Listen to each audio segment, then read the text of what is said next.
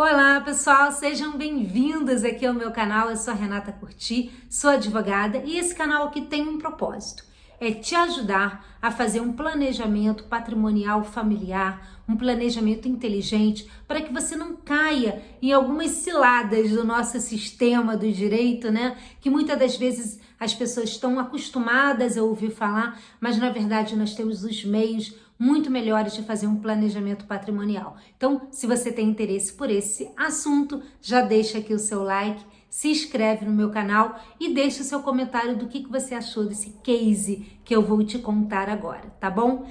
Gente, então vamos lá?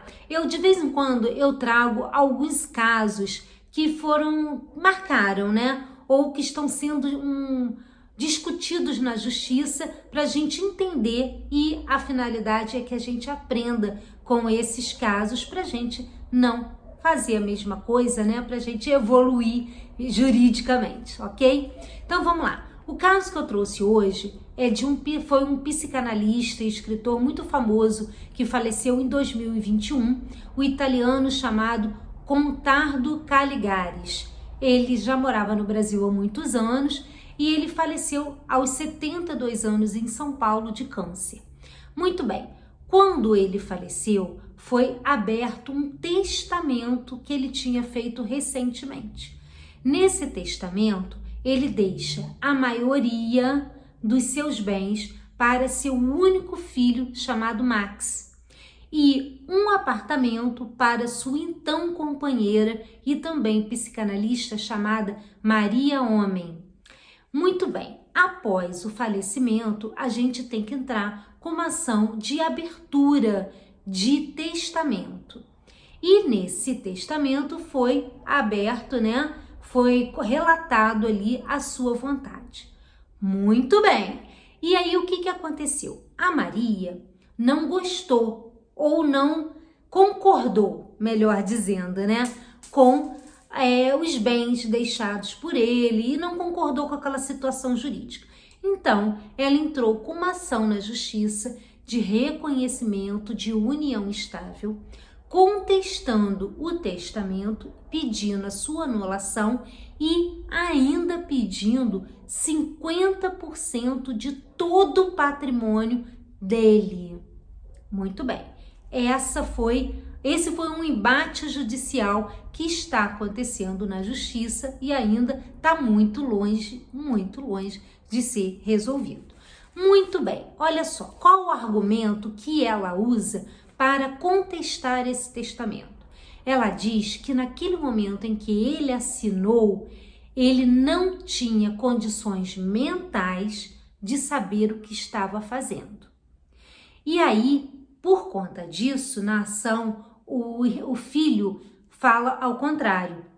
Diz que ele tem testemunhas, inclusive ele tem laudo médico que aprova as condições de sanidade mental do pai em perfeitas condições. E aí o embate continua. Gente, esse é um processo muito longo, que requer muitas provas.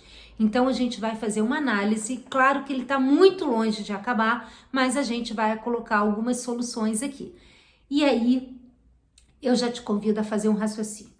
Se o Contardo tivesse procurado um advogado para fazer um planejamento patrimonial familiar, já vendo a situação dele de um câncer que já poderia levá-lo ao falecimento, ele poderia já ter estabelecido isso numa holding familiar. Perdeu uma grande chance de poupar o filho desse embate jurídico demorado, porque pensa bem, esse apartamento ainda vai ter que ser pago o condomínio, água, luz, manutenção de todo o patrimônio que está sendo discutido aqui. E aí? Quem está arcando com isso tudo? Será que a companheira está ajudando ele a pagar isso tudo? Porque ela quer 50%. Será que ela está bancando ou ele está bancando sozinho toda a manutenção?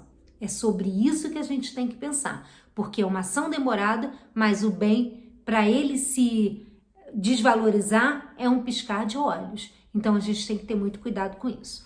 Muito bem.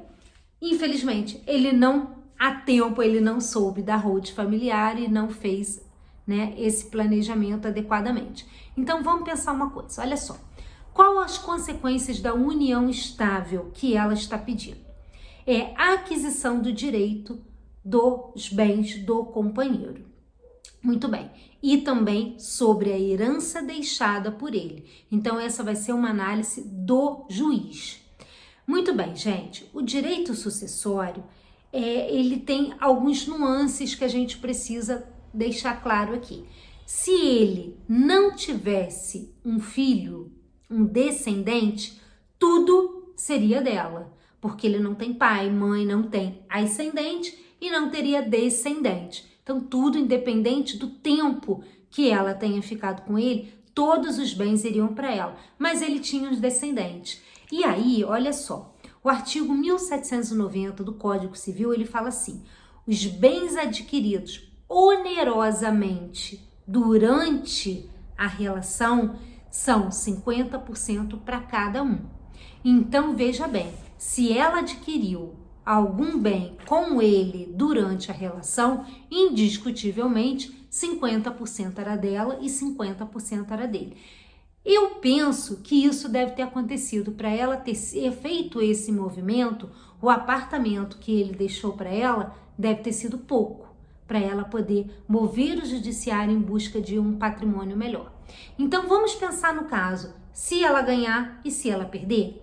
Muito bem, se for procedente a anulação desse testamento, ela vai ter direito realmente a 50% do patrimônio dele. Mas se realmente esse testamento for válido, que eu acredito sinceramente que para anular um testamento tem que ter muita prova, eu acho que deve, não sei, percebo eu que deve ser válido, deve ser considerado válido, e aí vai atender realmente à vontade dele, né, que ele expressou nesse ato. E aí ela vai ficar somente com aquele apartamento deixado por ele e o filho com o restante de todo o patrimônio. Então, é um processo longo, mas é um processo que pode ter ter um final, vamos dizer, um desfecho, né? Muito diferente se caso seja procedente ou caso não.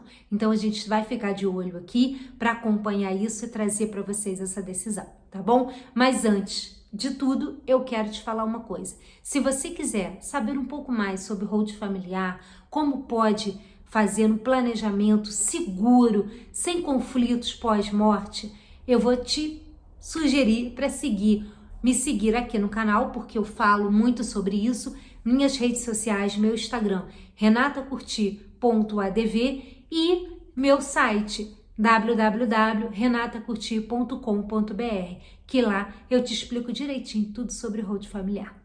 Tá bom? Gente, essas eram minhas considerações de hoje e até o próximo vídeo. Tchau, tchau!